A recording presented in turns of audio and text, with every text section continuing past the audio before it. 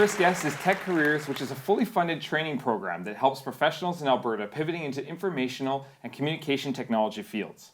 Welcome job placement consultant Trudy Fernandez and workforce development manager Alyssa Deal. Ladies, thank you so much for joining us. Thank you for having us. Yeah, absolutely. So tell us a little bit about what the Tech Careers is all about. How does that come about and how does it work? So, like you mentioned, Tech Careers is a government-funded program that helps Albertans who are currently under EI or low income. They provide them with software development training. So we're a doorway to help Albertans get into the tech sector in Edmonton. So we are a 6-month program. And from that, we have 17 weeks of intensive training in class. So that's when students learn about different languages and just develop their existing skills in software development. And then they learn the front end and back end of software development. And then after that, they have 8 weeks of co-op. So they go into various industries that require software developers just to enhance and learn more. And then once they're done with that, we try and look for jobs for them. Gotcha. Yeah. And so have you guys started to see like a bigger need for something like this? Like how long has your program kind of been going and how has it changed over the last little while? Sure. So we started, I guess, January 2019, and we had a 1-year pilot from the government, and we just found out that we're going to do a 2020 program, so we're very excited for that. Yeah. So we just started recruiting for our 3rd class that we've ever done. So our first class began last January, it ended in June, and then the second class began June and then ended October. So we're still working with a couple of the students to make sure that they're placed, but we've had some amazing success stories. A lot of the startups in Edmonton here really have been helpful and wanting to take on, at least for an internship, and some have been employing them after. Gotcha. And so with the job placement portion of it, how have you seen have you seen a lot of people moving from different sectors and going into this kind of field of work, looking for your guys' input and training? So because Edmonton is a diverse community itself, we are seeing a lot of industries looking for more software developers, and mostly they're startup, because I feel like after the last boom, which we did attend the EC event yesterday, and Councillor Andrew Knack mentioned this, and he said that we saw our last boom. We're not going to get a new one for a while. Yeah. So the way I see it, a lot of people are now investing in startups, and they're trying to build their own careers, and that's good for us because we get to put out our students with a lot of skills, and we can just help the community in general. Gotcha. So most of our employers that we work with are startups, and they're really helpful. Gotcha. And a lot of the students are from oil and gas. Gotcha. Right. Yeah. So they're just transitioning from a position that they were in before. They're like, I got to try something new and something like a little bit more rounded, so I can continue on. They're going from the phase where they are getting out of a great loss, and they're more motivated just by seeing various industries, various companies start up. So they're looking to transition from what they learned, or they're trying to transition their existing skills into new fields. Gotcha. Right. Okay. So what are some of the software development fields that are available out there? Like I'm assuming is it like app development? Is it like web web design? Like what kind of fields are there? So there are a lot of fields. So we have data scientists, data analysts, web developers, or just the front end, back end. Okay. But it's not limited to just the tech industry. So we have, because our students come from oil and gas, some of them have real estate experience, some of them have engineering. So there are a lot of engineering and real estate companies that are looking for software developers. Gotcha. Yeah. Oh, okay. So it's just the software development field is in every industry. Right. Yeah. Right. Yeah. Well, tech is so big right now, and and even with the artificial intelligence stuff coming up, and like we're ranked so high with that here in Alberta, and technology is moving like crazy. So it's something like this seems like it's a really big need here. And again, with like the adaptation, lots of jobs being moved and shifted and all sorts of stuff, the ability to transition into another field with help from folks like yourselves, it goes a long way. Yeah. So what kind of future do you see in this kind of industry? Like, we're going to see this grow, obviously, and it's getting bigger and bigger all the time. So where do you kind of see like your growth numbers over the next, say, like couple years? Like, have you guys had projections in something like that, or is it kind of mixed? Well, because we just had our first year, Yeah. we're still really just seeing how this 2020 is going to go. It is really disappointing to see some of the cuts in the tech sector, and we're not sure how that's going to affect us, because if companies can't afford to take on our students, Yeah. it's just might force Albertans to leave the province, which we don't want. We want to keep this talent here. Yeah. Some of our students are so talented, coming from project management, engineers, and they don't want to go back for 4 years of school again. Our program's really trying to pivot and be agile, so we can do a quick curriculum and change it up as needed. Right. So if there's companies saying, you know what, we really want to see this program instead of this program, we can try to change that and be working, with the community on what they want as skilled talent. Right. And you guys have quite a few supporters right now too on your back end. Can you tell us about some of your support? So like you have, I believe you have SATE on the side of you. Alberta government's been pushing a lot with you guys as well. Manpower. Can you tell me a little bit about Manpower? Yes, so Manpower is a staffing agency. We've been around Alberta for 60 years. We know a lot about the labor market, and then that's why we've had such a great relationship with the government of Alberta, their labor department. We actually have grown from one government program in the province to 11. Wow. So Tech Careers is actually just one program out of the 11 now that we have. Yeah. We also have a Tech Careers in Calgary too, which is doing tremendous. Gotcha. They're doing really amazing. And then with the job placement, like in regards to Manpower, how does that integrate with you guys? And how do you kind of move that forward? So when you train the students, you bring them in, train them up, and then you go out and you actually help them find those jobs that they're looking for, right? So do the organizations come to you and say, hey, we need students like this? Or is it, hey, we have students, come and take a pick? Or It's take a more of us reaching out to employers. Okay. So we usually do that through attending various events or just reaching out to employers who we believe would be interested in taking on interns. And our process is a bit different. So we match jobs based on each student that we have or each client.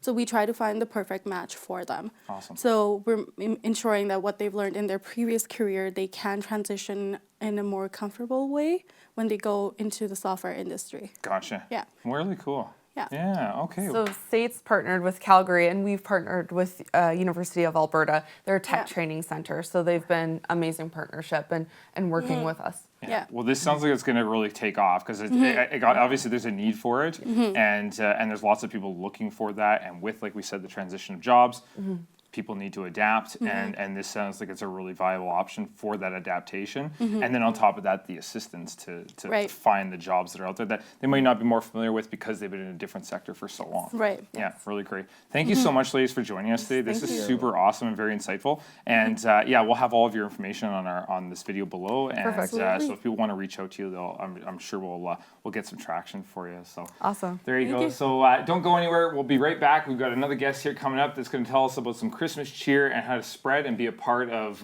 alleviating some of the stresses of the holidays.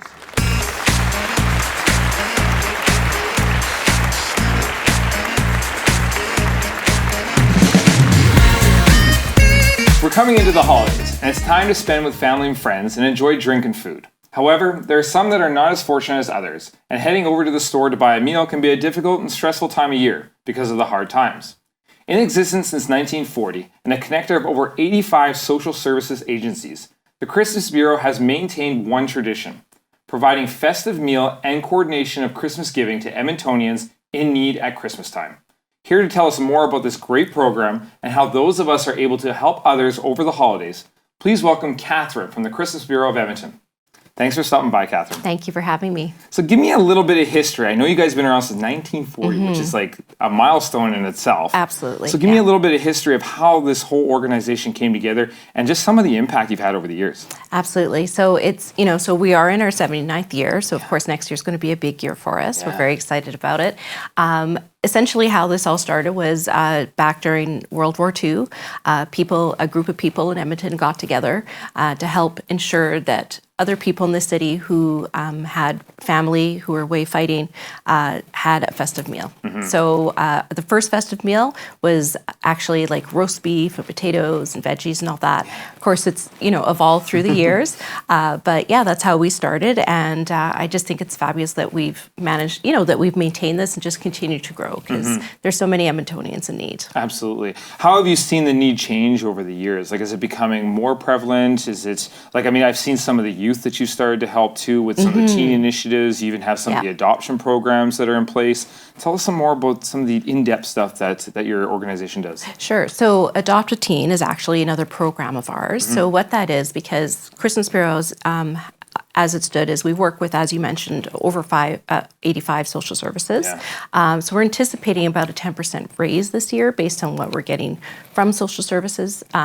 So that's what we're looking at as far as numbers. So last year we served approximately 40,000 people. So this year we're looking at increasing that as well. The Adopt a Teen program, being a program of the Christmas Bureau, was put in place because we're covering, so basically with one application, they're able to get 3 possible services if they qualify. The festive meal, gifts for children 0 to 12, which we do through Santa's Anonymous. We send that off to 630 Chad Santa Anonymous. Gotcha. And then we also have our Adopt a Teen program because we realize that the kids up to 12 are taken care of, but then what about those kids from 13 to 17?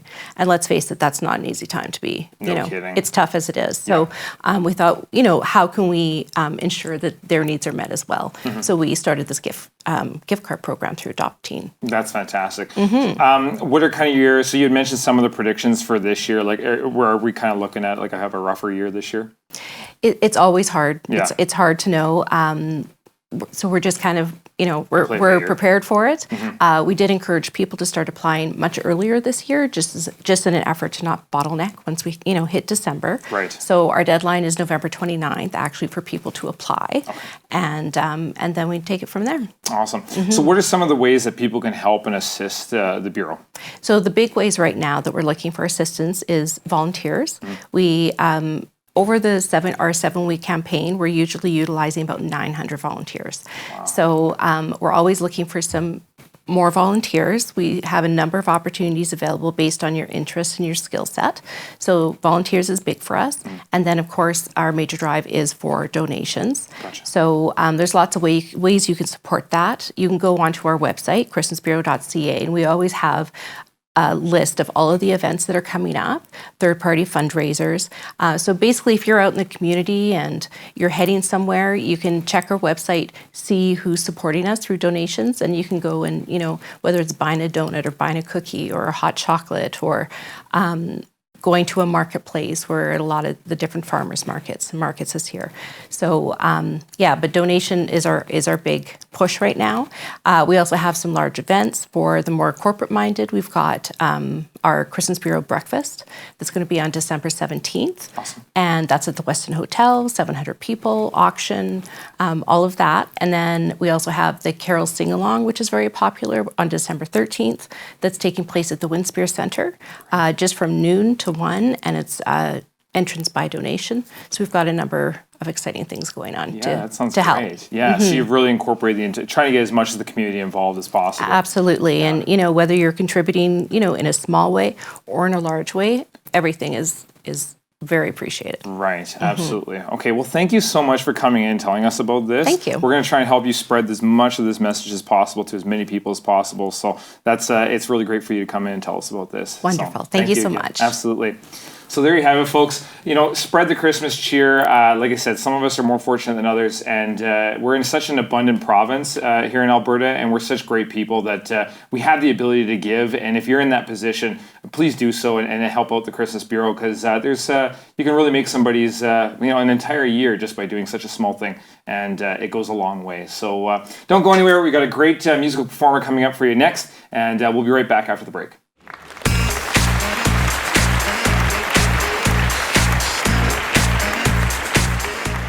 Hey everybody, welcome back. My musical guest tonight traveled all the way to Tennessee with Global Country, where he won both the International Male Vocalist and Entertainer of the Year awards at a national competition.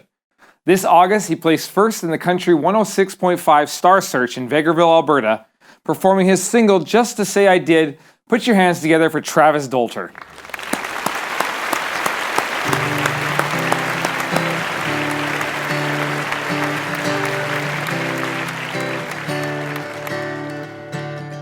I do things sometimes I know I shouldn't. They often leave some sort of scar. I know I should be more careful, but where's the fun in that? I know I should be more careful, but I like hanging off the edge just to say I did, just to say I had. Life's too short to be afraid, won't let fear stand in my way, just to say I did. I wanna sail across the ocean, I wanna dance all night long, I wanna play with a mariachi band on the coast of Mexico, just to say I did, just to say I had. Life's too short to be afraid, won't let fear stand in my way, just to say I did.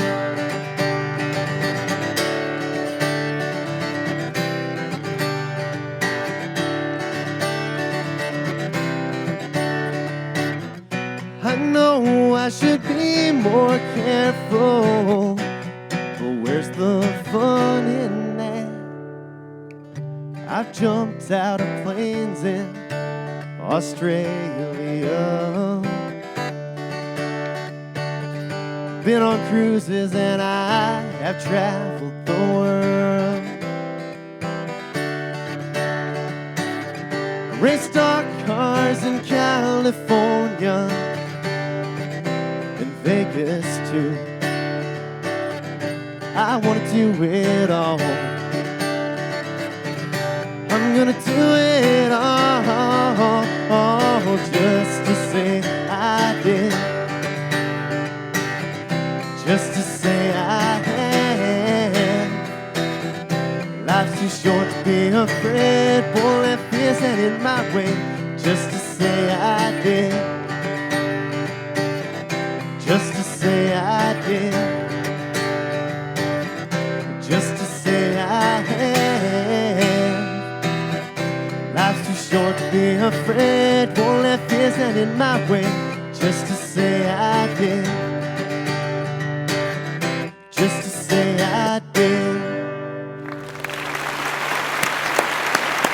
That was Travis Dolter, everybody. Be sure to check him out on the links below, and don't forget to like and follow us on Facebook and subscribe to our YouTube channel. All links are below, so click away. See you all next Thursday at 7 p.m.